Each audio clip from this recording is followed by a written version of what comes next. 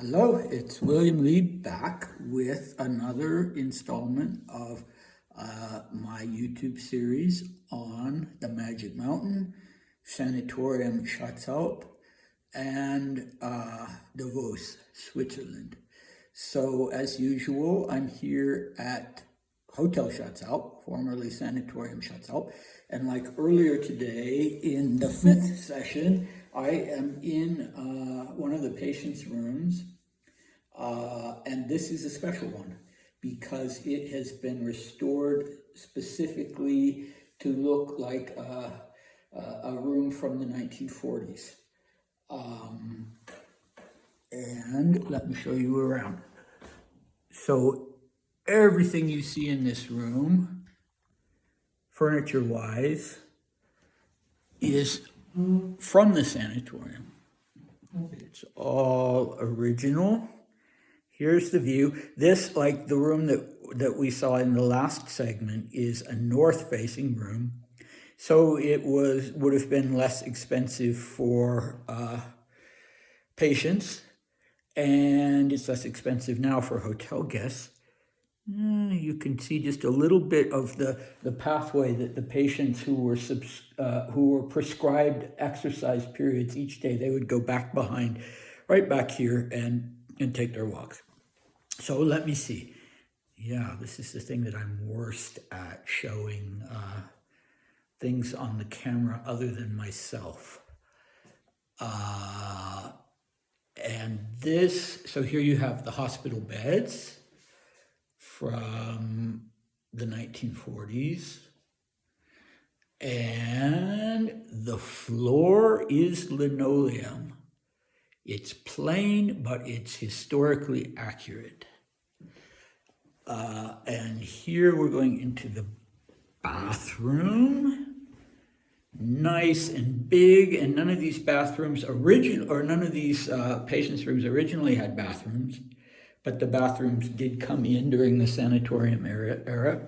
So again, you've got real authenticity. And because this room is in the medical wing of the building, you have one of these extra wide doors. So this was the hospital wing. And I love this room and the very careful restoration that has been done. So now today we are up to chapter 3 and subsection of chapter 3 called The Shadow of Respectability. And we have two, I think, quite interesting topics today. One is drugs, and the other is sex. So let's start with the title itself. So the shadow of respectability. So we talked previously about how respectability was so important to Hans Castorp and to the community of affluent merchant families that he grew up in. Respectability was really everything. Breeding was really everything. And so what is the shadow of respectability? Well, I wonder if Thomas Mann had any Jungian inclinations, because in Jungian psychology, the shadow is the part of ourselves that we repress. So if you ever have dreams or a series of dreams where you're being pursued by a scary black figure, that figure is actually your shadow, and that's the things that you've repressed, and they are trying to get your attention, and they are trying to get you to bring them to consciousness so that you can consciously grapple with whatever things in your life you've repressed. And we talked also last time about how Hans Castorp was reflecting suppressing his artistic side, his intuitive side, and so this title is actually, I think, meaningful and important, even though it's just a title. So, the shadow of respectability. So, if respectability is one quality, then what is the opposite or the shadow side? If respectability is what's standing between you and the sun, then what is the shadow that is cast behind it?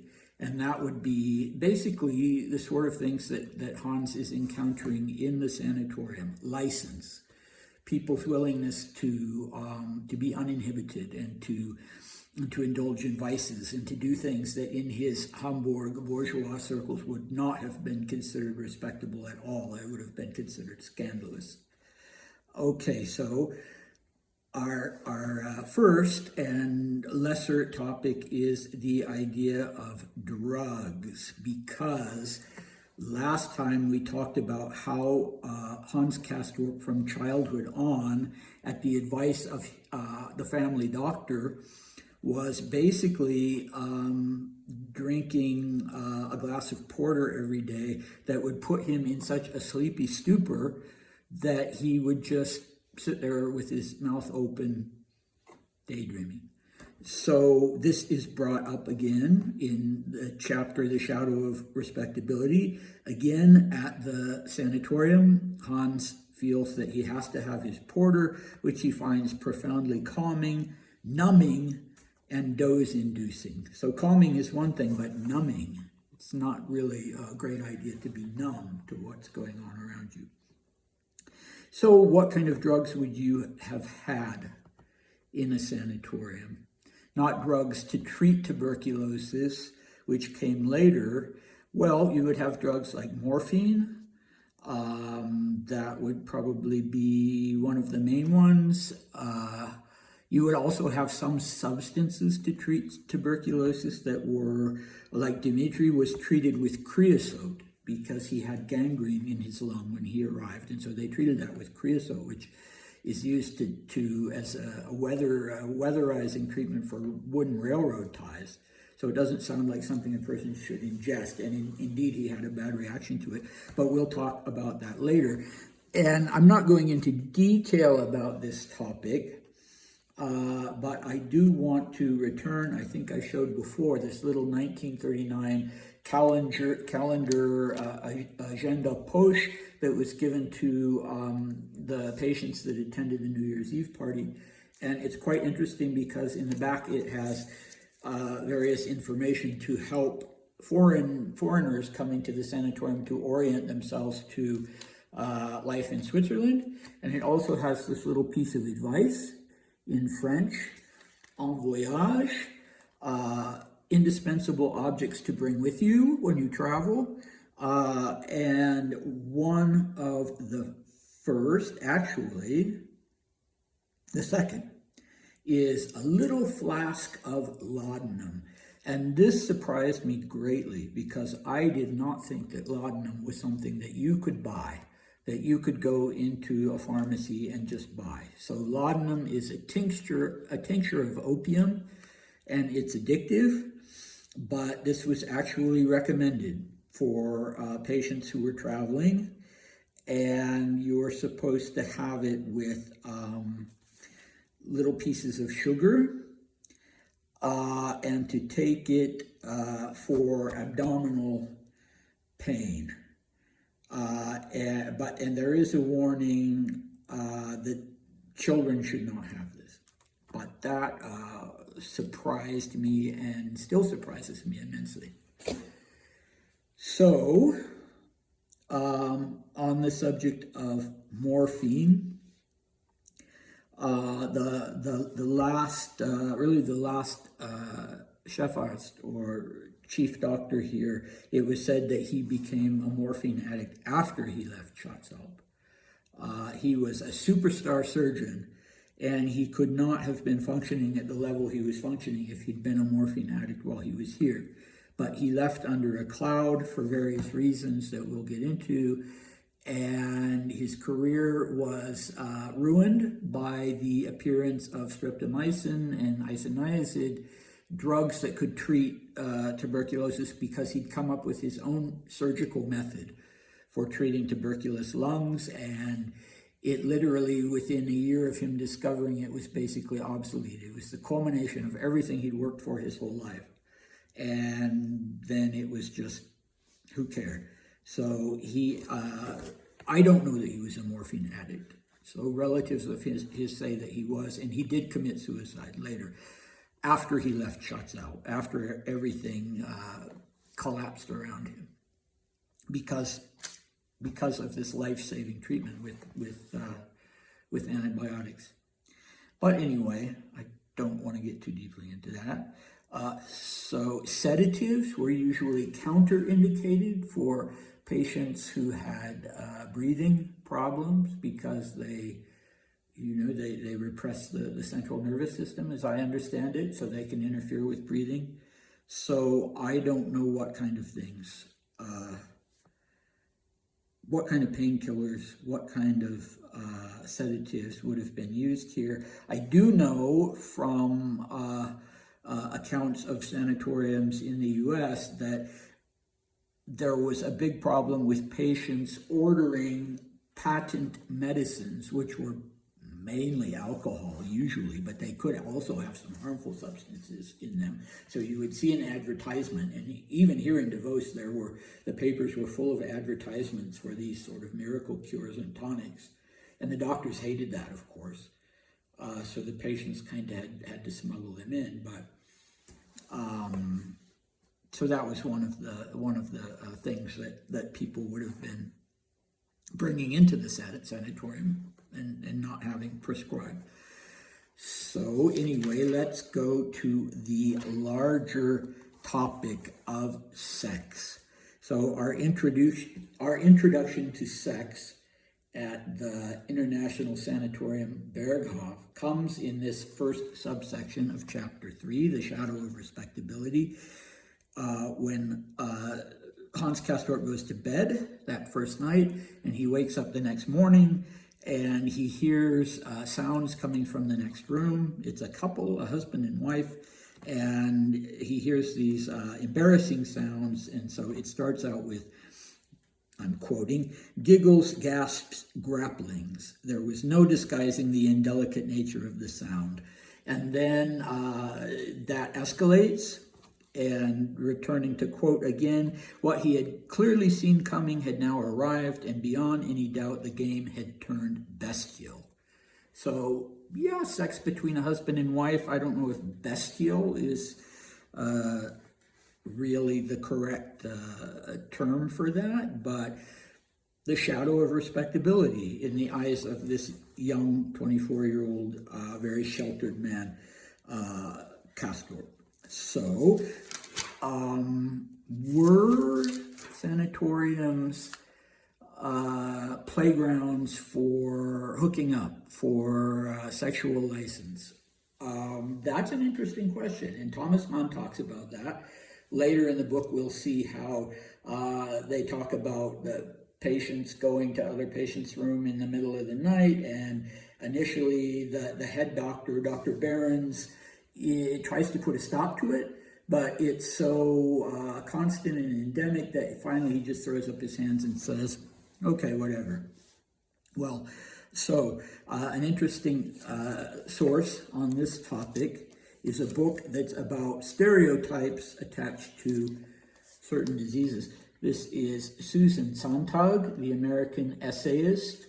Her book, Illness as Metaphor. So the original edition in the 70s covered only tuberculosis and cancer, and then she later did another edition that included AIDS. So she herself had breast cancer, and she found it very discouraging and hurtful and not at all helpful when she found out what kind of preconceptions people had about cancer. And her experience of it was that people with cancer, people who developed cancer, were considered to have been people who were naturally sort of cold and emotionless and inexpressive. And so, yeah, who wants to be thought of in that way? So you had a different set of stereotypes for tuberculosis. And again, they could be, even though some of them seem positive, they could be very hurtful.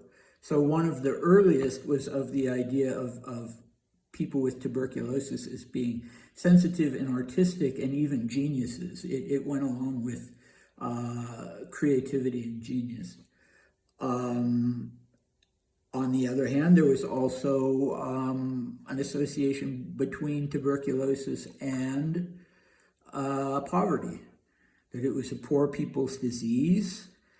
But one of the more interesting stereotypes, and I've met people who still absolutely believe that this is the case with tuberculosis, is that it was a disease of sexual license. So I have some quotes from Susan Sontag's book here on tuberculosis. So she writes, having TB was imagined to be an aphrodisiac and to confer extraordinary powers of seduction. Fever in TB was a sign of an inward burning. The tubercular is someone consumed by ardor, that ardor leading to the dissolution of the body. So passion and sexual ardor. Another quote, TB was thought to come from too much passion, afflicting the reckless and sensual, and also that it could be the ravages of frustration.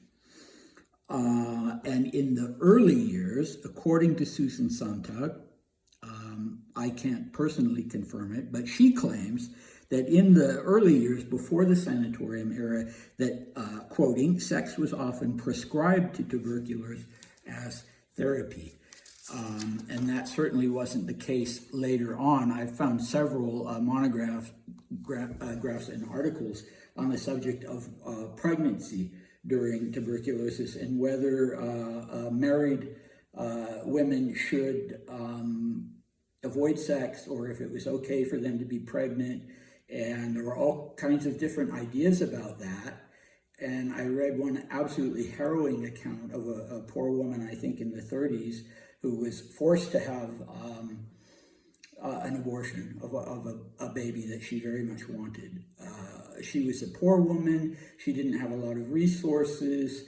And so she was bullied into this. And, the baby probably would have been fine. So it's tragic. So Susan Sontag then points out that there were also, some contradictory ideas that existed side by side with this idea of tuberculosis sufferers being oversexed all the time and naturally passionate people.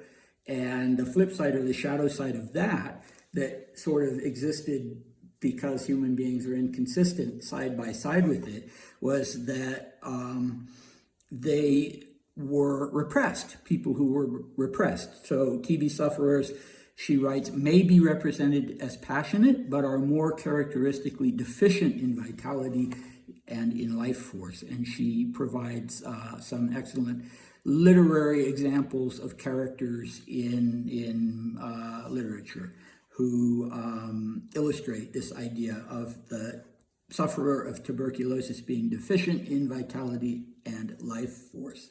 And she writes, TB is celebrated as the disease of born victims, of sensitive, passive people who are not quite life-loving enough to survive. So where do Hans and Joachim fit into this model? Neither one of them is what you would call oversexed. They're both really trying their best to go through life as respectable bourgeois. So, but we have an interesting dichotomy between the two of them. So we find out, as we'll see later, that Joachim has become smitten with a young Russian woman in the sanatorium who sits at the same table as him in the dining room, and he won't really even allow himself to look at her. Hans Castor picks up quite early on the fact that his cousin has a passion for this woman, but he sees that Joachim is completely suppressing it. And he more or less sees that as being something to Joachim's credit.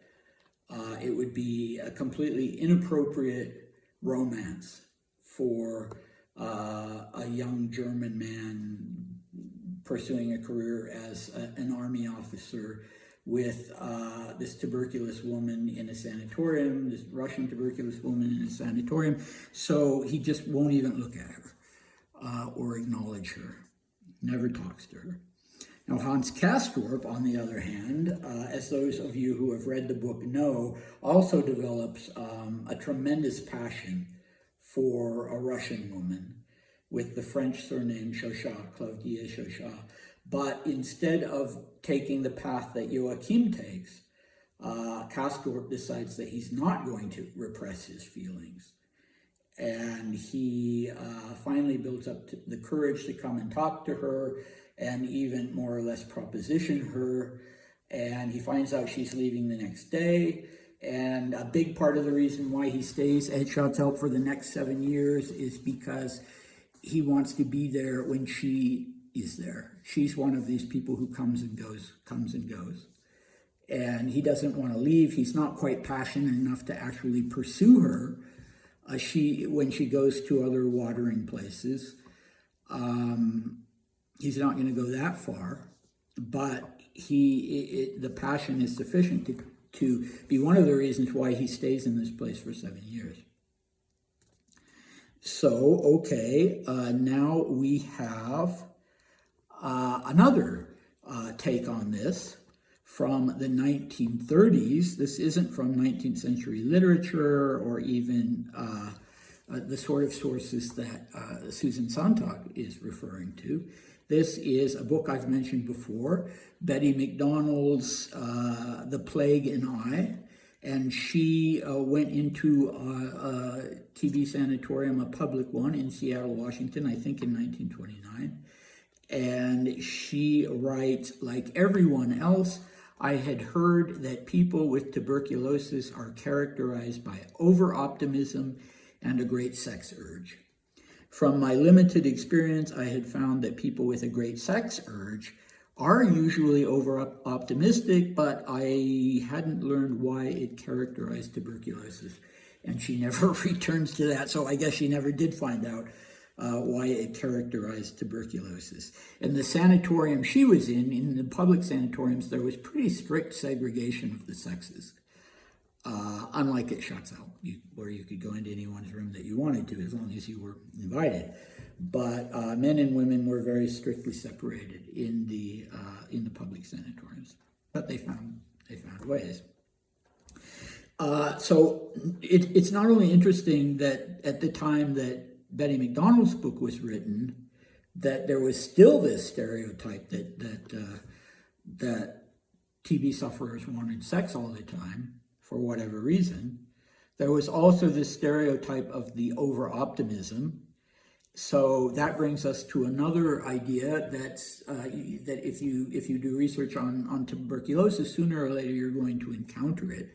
I don't think it's still considered to be a real thing.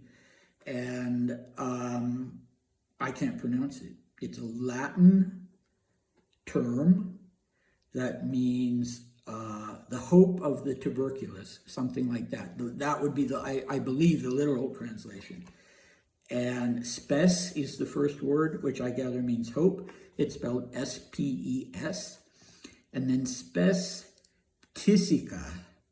So that would be the Latin word, I believe, tisica for tuberculosis, and it's spelled P-H-T-I-S-I-C-A. So this was the phenomena. So I looked it up just because I wanted to see how it was spelled.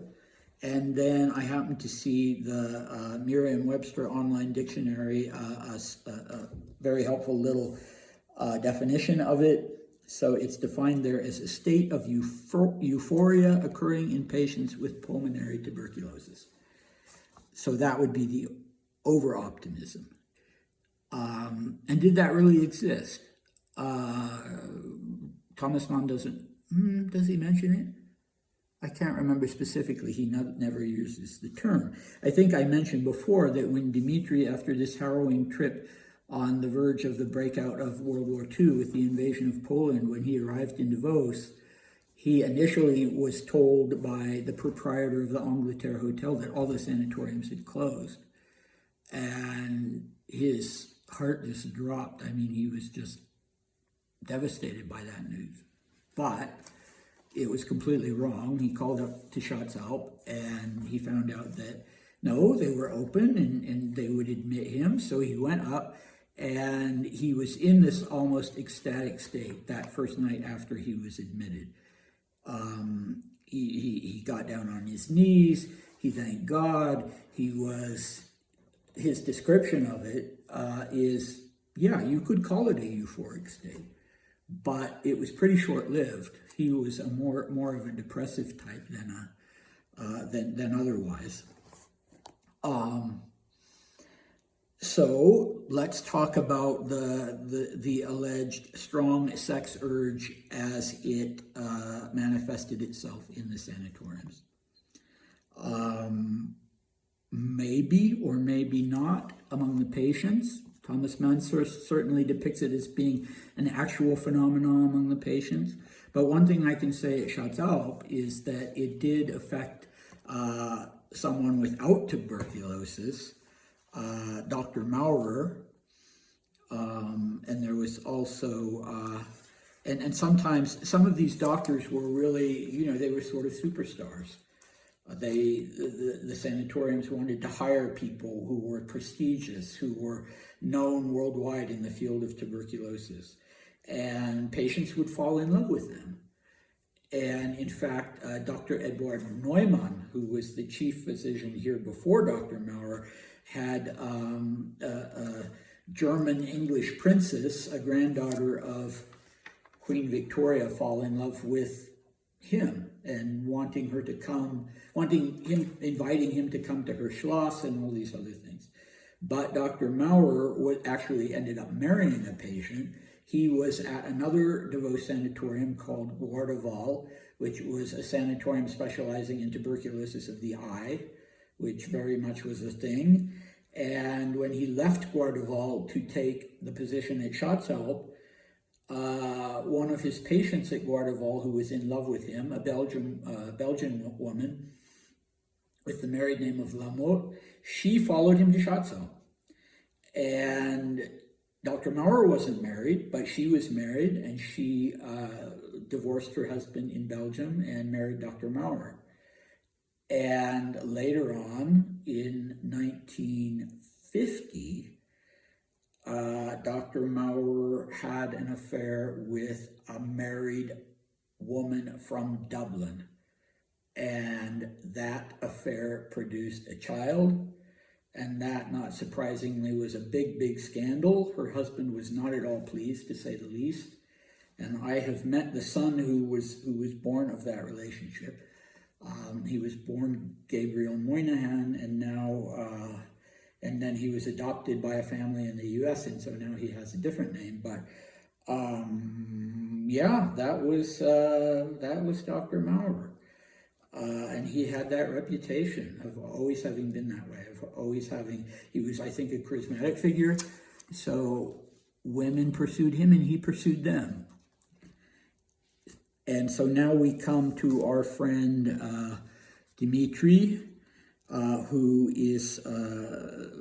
we are looking at in the context of Hans Castorp and Joachim Ziemßen as a real-life patient at Schatzalp, a real-life patient at a DeVos sanatorium, although from a different era. So what about Dimitri? How does he fit into these stereotypes of TB? Well, first, I will say that he was very much hurt by the stereotypes of TB, that he was embarrassed when he was among healthy people. He avoided those situations, and he once said that he felt like he was on an outing of a colony of lepers when he went on a picnic with other Schatzalp patients. So the idea of the strong sex urge, well, Dimitri was another person, unlike Castorp and Ziemßen, who lived out his passionate side and pursued women and was pursued by women and had a reputation for having affairs with some of the most glamorous women in 20th century Europe. So Coco Chanel is just one. And he was quite precocious. I mean, he first made advances to the Queen of Romania, who was old enough to be his mother, and that kind of blew up into a family scandal, but I won't get into the details of that now, because some people accused her of leading him on, but yeah, as I say, he was, he was a person who was always interested in the sexual side of life. But when he came here, I don't believe he was sexually active, and I say that because usually in his diaries, going back all the way to 1915, if he was involved, if he had a sexual encounter with a woman, he had a kind of private, not really a code, but a private way of indicating that in his writing, and I don't see any of that in his diaries while he's here. And he did sort of have an attachment to a woman, a young Sicilian woman. Her name was Rosalia Termini, and he would talk about going to her room and playing cards and doing things like that. And I don't get the impression that it was a sexual relationship. I could be wrong, God knows. And there are a couple of pictures of him with a woman, obviously the same woman throughout these pictures. So, but I have no idea if it's her or not. It's a woman who clearly has tuberculosis. She doesn't look at all healthy, but yeah, they're rather sweet pictures. And since he didn't have any family members here or any friends, I hope that they did have a nice relationship, sex or no sex. He was certainly not an over-optimistic type, as I said. And if he was repressing anything, it wasn't sex, like both Ziemßen and to a lesser extent Hans Kastner were. Okay, I think I have nothing more to say for the moment on that topic. So thank you as always for watching, and I'll be back soon with another installment. Bye.